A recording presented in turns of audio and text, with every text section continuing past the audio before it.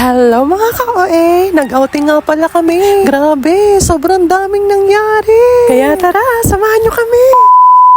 Panibagong araw na naman nga at isang drawing na naman ang nakulaya. Kaya ang atin nyo naging Dora na naman. Nagpaiwan nga pala ako kasi sabi ko may asikasuhin pa ako. Kaya sabi ko susunod na lang ako. Naisip ko rin na okay lang mag-isa magbiyahe kasi hindi na ako masyadong magmamadali. Sobrang bilis nga ng oras at andito agad ako sa resort. Lumampas pa nga ako ng konti kasi yung resort muntik ko nang malimot. Magpapark pa nga lang ako ng motor, tinatawag na ako nila ate. Kasi yung entrance ko daw kasi. Akala ko nga makakaligtas na ako. Kaso hindi pala. Pagdating ko nga inaasikaso nila yung mga pagkain. Napansin ko nga itong si Chong parang may sinasabi. Hindi ko alam pero parang may sinisigawan siya.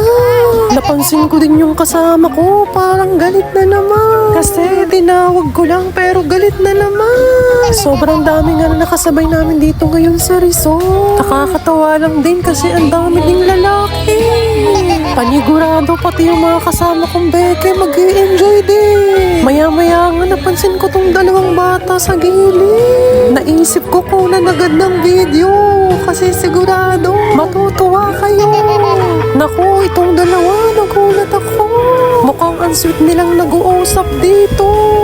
Madalas kasi puro away ang silang dalawa. Kaya syempre, sino hindi mabibigla? Maya-maya nga nakita ko nakahiga na siya.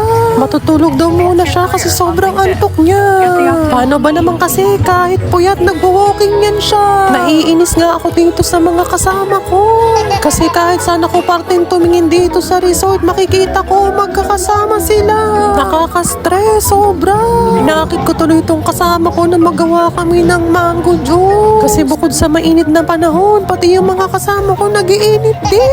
Yung tipong akala mo magugunaw na yung mundo kasi hindi sila mapaglayo-layo. Maya-maya nga may naamoy akong iniihaw. Mukhang sa stress ko mapapakain tuloy ako nito. Kaso di pwede kasi diet pala ako. Buti na lang talaga ang ganda ng paligid dito. Nakakawala ng stress, nakasakit ng ulo. Kaya di rin ako nagdalawang isip na sumama dito sa resort na to. Sobrang ganda ng dagat. Maraming lalaki. O diba, ikaw pa ba mag-iinarte? May narinig nga ako dito sa likuran ko na kumakanta. Kaya sabi ko, ako yung mag-video muna. Maya-maya nga, nasa likodan ko na pala. Napansin ko nga pala dito si kumparing Ian. Tingnan nyo at sasayaw yan.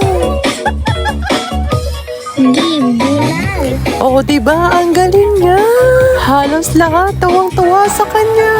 Napansin ko nga may maglalaro ng volleyball. Kaya nakita ko yung mga kasama kong Becky. Tutok na tutok din ng mga eyeball. Hanggang dito na lang ulit itong video mga be.